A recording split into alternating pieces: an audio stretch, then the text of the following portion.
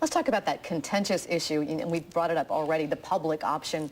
And I have a quote from the president's speech. I want to read you what he said about the public option.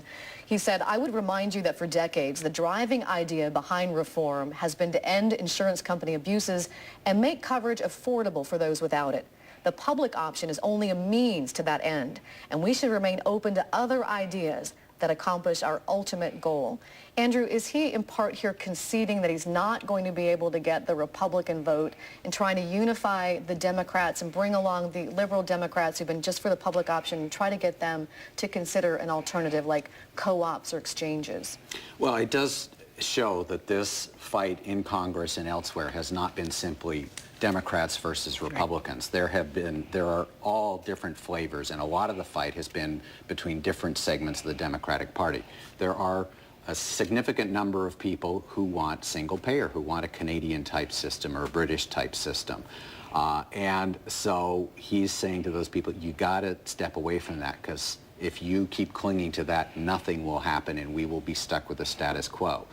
So I think, in trying to broker a deal, Obama is somewhere in the middle. I mean, you can decide where on the spectrum he is, but he is not as far to one side as some of the people in his party, and he's certainly not all the way on the Republican side. He is, he clearly, he put that on the table and said, I'd be willing to give this one up as a bargaining chip.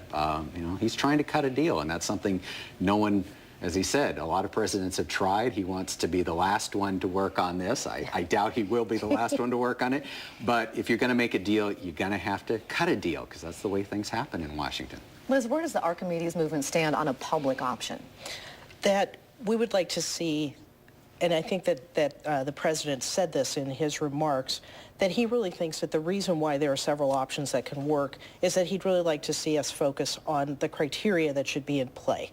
And so if we can agree that we need a system that's efficient, where everyone is in, that is, simplifying that administrative bureaucracy, it could be a model that looks different in the Dakotas than it does in Southern California. And that we've got to allow some room for some creativity. And there might be some places that say, let our state or our region try a single payer option. Let us do a co-op. Let us do something that, works with the resources that are in our area. And I appreciate the president's, he keeps coming back to the principles that are at play.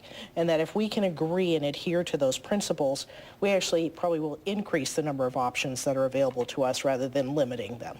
Let's talk about incremental versus fundamental change. And David Brooks talked about this in a column last week, and let me read to you what he said.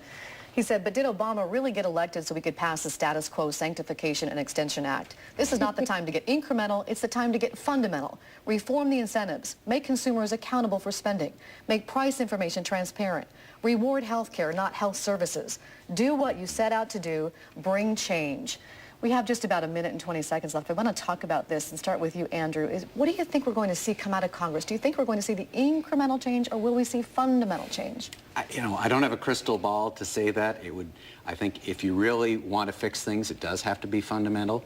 You can't just reform insurance. Covering people doesn't change the delivery system. And right now we've got a system that, if it keeps going the way it goes up 10% or more in costs every year. We're passing the $2.5 trillion a year mark. So an extra $100 billion a year that he's talking about is just a rounding error in the amount we're spending. You have to change the trajectory of the system and how healthcare is delivered. Insurance is maybe a moral issue. We need to cover people because it's the right thing to do, makes some economic sense.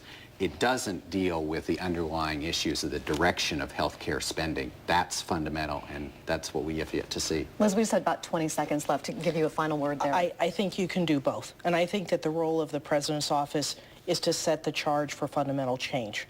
And that the way that we get there and we implement it might be incremental steps along the way, but his job is to say, here's where we're going, and we can do it. Thank you, Liz. Thank you, Andrew Holtz, for joining us.